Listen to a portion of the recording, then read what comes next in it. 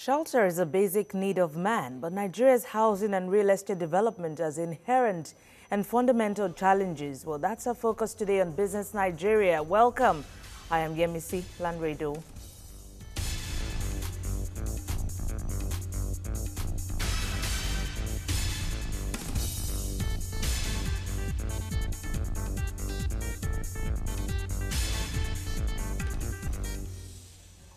Despite the fact that the economy of the world's most populous black nation is presently in recession, observers still believe that Nigeria's real estate sector is evolving at a tremendous pace.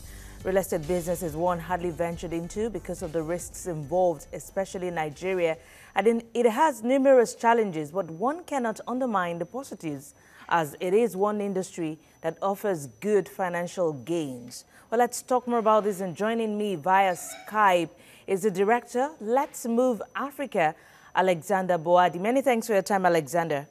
Thank you for having me. How are you? Alexander joins me from the United Kingdom. Yes, let's start with infrastructure development, especially in Nigeria. We know it's very important in the development of housing and real estate sector. And of course, the government cannot do it alone, most especially with the collaboration of the private sector. Well, looking at that sector now, looking at infrastructure, can full potential of real estate sector be better realized if adequate infrastructure is in place? Yeah, I mean, that's a very good question. You mentioned a couple of elements. You've mentioned the government, you've mentioned private sector, and you've also mentioned infrastructure. I feel that both parties need to collaborate in order to fulfill the objective of infrastructure. So the government has to make the business environment of Nigeria friendly to private corporations that are interested in investing in Nigeria.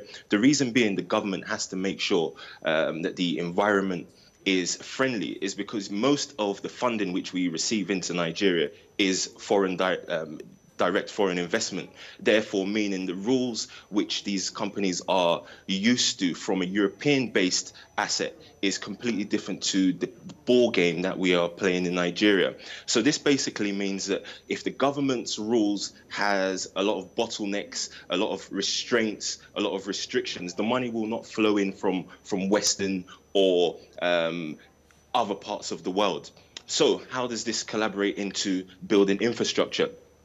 If there are no roads, how are we able to build adequate housing? If there is no electricity, sufficient power, how are we able to entice investors that their investments will be one of an opportunistic and will yield high rates? If there are not adequate water supplies in the vicinity in terms of infrastructure, yet again, that makes investors less wary to invest in particular regions. And I think another aspect to infrastructure as well is the element of sanitation, because if there's not adequate sanitation facilities in the area, then again, it makes investment quite challenging to get into. So I think these are the areas that the government needs to collaborate with the private sector. Once you've married the two together, the investment on the external aspect of real estate will flourish, therefore bringing in more foreign direct investment. Yes, Alexander, you talked about a lot of collaboration. Now, let's look at the mortgage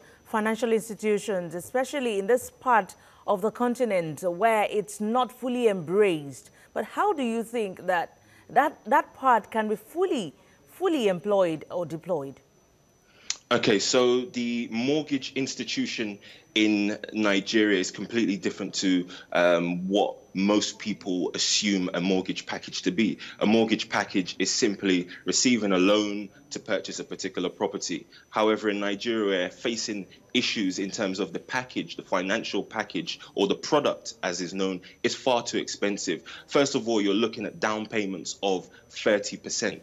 30% on a property, which is about $300,000, $400,000, is quite a vast and substantial amount of finance to put down, especially if you're a civil servant and your income is probably around $20,000 to $30,000 per annum.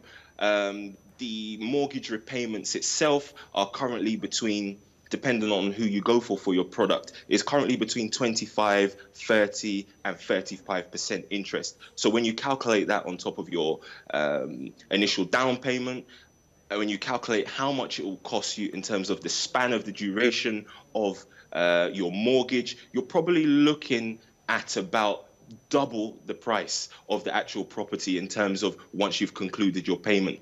Is it worth it? Not necessarily. So in terms of the mortgage market, we need to find reforms in order to enable lower rates of not only interest, but lower rates on down payments. And this is the way that we're able to make smoother transactions into the mortgage market. Once there's more transactions into the mortgage market, then more consumers will flow in, therefore leading for the banks to release more money for a perpetual state of real estate transactions. Yes, still talking about mortgage thriving in Nigeria, looking at the level of poverty in Nigeria, especially when the average Nigerian lives on $1 per day, per meal. Now, do you think the mortgage industry can actually thrive in Nigeria?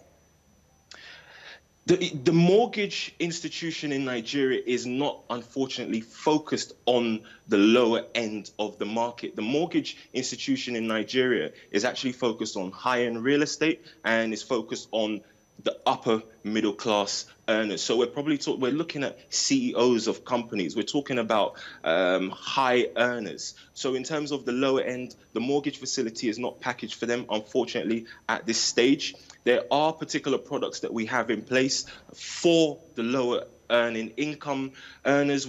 If you look at Lagos State, for example, they have a scheme which they've just brought into place. Well, it's been in place for probably about a year or so, which is a rent-to-own scheme. And that's basically a scheme in which you're paying a proportion of your rent. However, over a period of years, you are paying part of your mortgage. That's very much similar to a scheme which is in the UK, which is rent-to-buy, which enables people in the civil service sector to rent a proportion of the property. At the same time, you are making initial payments on a remortgage. And that is what we need to focus on in terms of the lower end earners. Okay, now let's look at, I know earlier you talked about the government bottlenecks that we have in Nigeria, especially looking at the Land Use Act. Domiciled land matters in the hands of government there, not the native owners. But by this act, the processes of getting land has created a lot of bureaucratic bottlenecks, expensive ones at that. And of course, it's almost a cartel. What do you think can be done to curtail the policies or the activities or whatever that a prospective retail agent might want to go through or might be going through? I mean, initially, you have to look at the legislations and the policies that are set in place by the government. The government have gone through a quite aggressive scheme of compulsory purchasing, therefore meaning that the government have decided to reclaim and recoup land from certain areas in Nigeria. So how does that translate into an individual or the private sector purchasing this particular land from the government? A company goes in, tries to buy a section of land from the government. However, the issues is, as mentioned, the issues are legislations. However, what we need to do is find a way to look at the legislations to make sure it's user-friendly. If we're looking at the ease of doing business in Africa, the World Bank Index puts Nigeria probably in the bottom tier. And in regards to a country that is flourishing with oil, is flourishing with high proportions of dollars, this is not the steps that we should be taking. I think that what we need to do is work in collaboration with the government and show them that it's challenging for people to do business in Nigeria. It's challenging and scary for investors, not only from Nigeria, but outside, to invest into the Nigerian market because they believe that there will be many obstacles, challenges surrounding title to land. And these are issues that we need to clean up in the system. However, you do have fantastic projects which are government-based. You're looking at the Eco Atlantic project. It has been going on for quite a period of time. However, slowly and gradually we are getting there. When you look at the Leki Free Trade Zone, this is an area which has been recouped by the government in order for individuals and the private sector to purchase land with the security of the backing of the government. So there are challenges. We have a lot of obstacles. There are hurdles. However, over a period of time, business becomes smoother and volatility decreases. Yes, Alexander, I'm happy you're saying it could be scary. There are obstacles that we'll go through. And of course, talking about even inflation in the long run. And of course, having a macro stability in the economy, which would allow all this to come through. We know if they are there, if we have a single-digit inflation in the country. But still talking these housing issues, especially where we have the majority of Nigerians earning a very low income. How do you think, in clearer terms now, how do you think the government can address the issues of housing for the average man? You mentioned inflation. So inflation rates in Nigeria currently between 17 to 18%.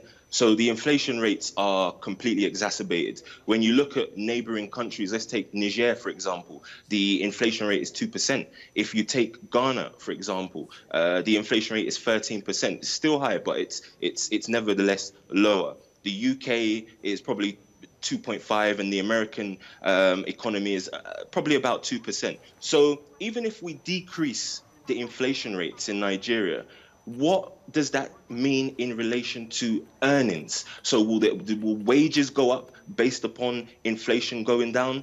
It's highly unlikely. At the same time, consumer prices in Nigeria has inflated by 17% year on year. So we're talking about March 2016 to March 2017. So these are areas which we really need to take into consideration when talking about building properties or development for the lower class. So how do we erode the differences or the disparities between the inflation rates and between the lower income? It yet again boils down to the public and the private sector coming together. We have to have, we need to talk. There needs to be accountability. Alexander, I may have to come in here. Please hold your thoughts. When we come back, you talk to us more about this. And of course, you were trying to proffer a solution on how to do this. But that will be after the break. Just stay with us.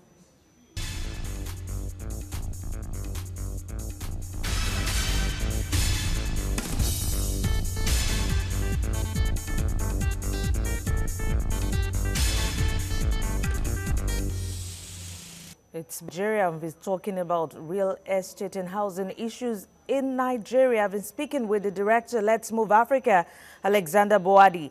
Alexander, yes, before we went on that break, you were trying to proffer solutions on how to address housing issues in Nigeria. Yes, the economy in Nigeria is in what's known as a depressed state. So what we have to do in a depressed state is work out innovative ways to increase supply of funding or supply of finances into that particular state. I think my solutions in regards to the lapse of housing in Nigeria is to work with the private sector. Now, the World Bank are providing incentives for governments in terms of financial incentives if they are able to clean up their legislations and make ease of business doing much easier. So I think what we need to do is have incentives for the private companies, whether it be subsidizing investment, whether it means reducing the levies on business corporation taxes, which is, we're probably talking about 30% in Nigeria, which is far too high. So these are things that we need to do in order to stimulate investment into the country. Yet again, I think you touched earlier on construction costs. Prices of cement is far too expensive, and this is the fundamentals of development. So we need to find ways that we're building factories, more factories in Nigeria that build cement, and these are just little hurdles that we can do in order to stimulate growth in the lower to middle income housing market. Yes, at the moment, let me ask you, how much does the real estate contribute to the GDP? And all things being equal, if there is the enabling environment and everything is in place, how much do you think it will be contributing to the GDP? Well, at the moment, oil is about 90% of the GDP. So that means you've got 10%, which is spread between real estate, which is spread between agriculture, which is spread between other commodities. So we're probably talking about 5 to 8% in terms of real estate terms, bringing in funds for the country, which is not a suitable amount of money by any stretch of the imagination. So the government needs to reform its policies in order to stimulate growth in the real estate market. Let's take, for example, the UK. The UK has a belief in the buy-to-let system, in property investment system. And this is not a system that we are accustomed to in Africa as a whole, in terms of property investment with the need for capital appreciation. So once we have that philosophy, that mindset in place, then real estate will be a much more active player in regards to GDP. We need to try and curb Nigerian money, naira and dollars from leaving the country, going to UK real estate market, for example. We need to try and make sure that finances are in place and steady in Nigeria. That way it will stimulate growth in the real estate market and contribute more to the GDP. All right, Director, Let's Move Africa, Alexander Boadi, we sincerely appreciate your time on Business Nigeria. Thank you for having me. Nigerian lawmakers have assured the nation that the 2017 budget will be passed into law this week.